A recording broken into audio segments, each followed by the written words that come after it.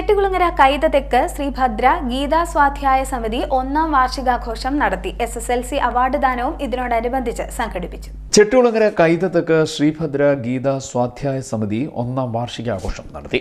ഇതിനോടനുബന്ധിച്ച് SSLCക്ക് ഉന്നത വിജയം നേടിയ ഗീതാ ക്ലാസ് വിദ്യാർത്ഥി അതുല്യയെ ആദരിച്ചു. പങ്കെടുത്ത കുട്ടികൾക്ക് പ്രോത്സാഹന സമ്മാനങ്ങളും നൽകി. ടെലിവിഷൻ റിയാലിറ്റി ഷോ താരം ആര്യ MJ മുഖ്യാതിഥിയായി.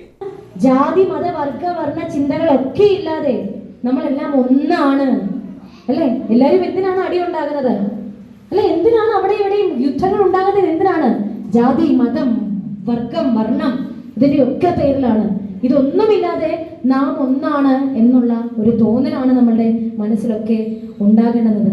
ലോകമൊന്നെന്ന പാഠമൊന്നുമെൻ മനസ്സിലെഴുതേണമേ. കരിമ്പിൻപുഴ മുരളി അനുമോദനം നിർവഹിച്ചു. 1716 നമ്പർ NSS കരയോഗത്തിലാണ് വാർഷിക ചടങ്ങ് നടന്നത്.